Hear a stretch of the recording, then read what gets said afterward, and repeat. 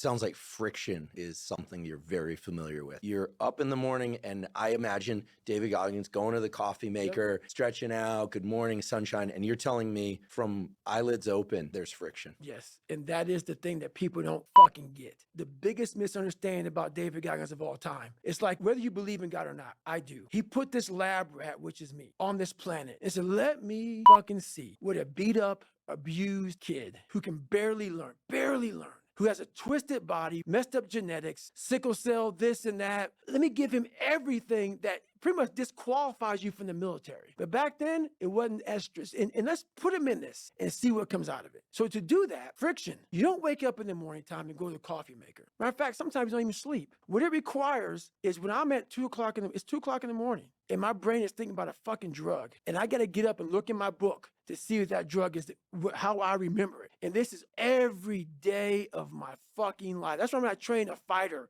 or I train someone, I'm like, you have no fucking idea how great you really are, because you are using such minimal of what you have. And if people can learn to focus, this is what's possible. While it may not be pretty, like people want to do a documentary on me. I go, no, I don't want you to do a documentary on me, because I will have normal, everyday people picking me apart. Oh, his life is miserable. Who wants to live like that?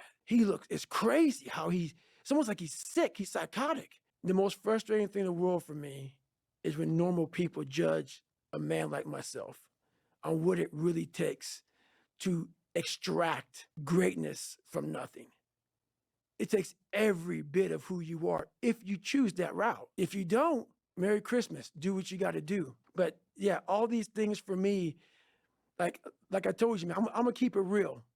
I'm not coming here to talk about like perform without purpose. Because I go through, when I write these books, I try to dumb down David Goggins. How can I give normal people, and I'm normal, but I found something that most don't want to find.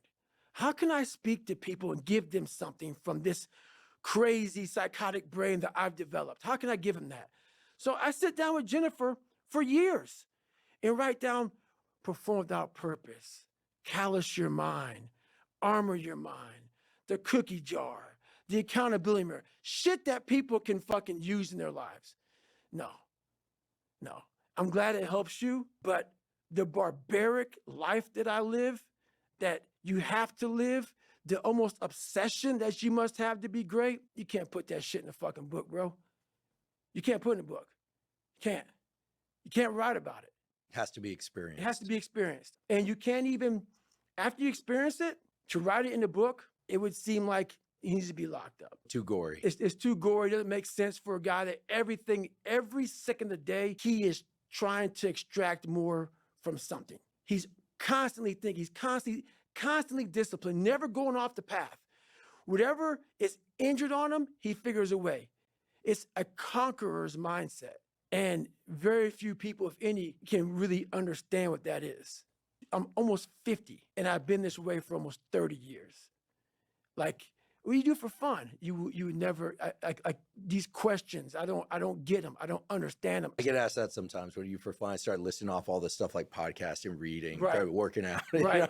But so some of that resonates. But I think what's so truly unusual about what you're describing, your process, is that, from go, it's hard. Yep. And I have to ask, was being 300 pounds, I'm using the words you've described. No, you've said it before. Mm-hmm. You had a tendency at one point in your life early on, tell lies, Yep. try and get people's approval. Lie my ass off.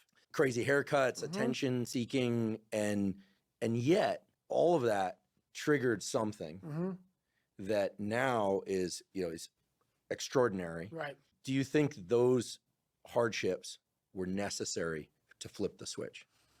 I don't know if they were necessary, but it was something that made me feel, I didn't feel good. It was easy. The brain that I was given as a child, it was easy to go home and think about how do I want to be a freak today? How do I want to show up to school today and be a freak? It didn't require me going home and opening the book up saying, it's going to take me all year to learn this fucking page. So instead of learning that page, I learned how to become a character. And maybe that character that I created, that 300-pound insecure guy that used to fake it till I make it type of guy, let me become your friend, let me lie to you until you like me type of guy. when you have any kind of any manhood, womanhood, a human being, a soul, a spirit, I must have just this much pride.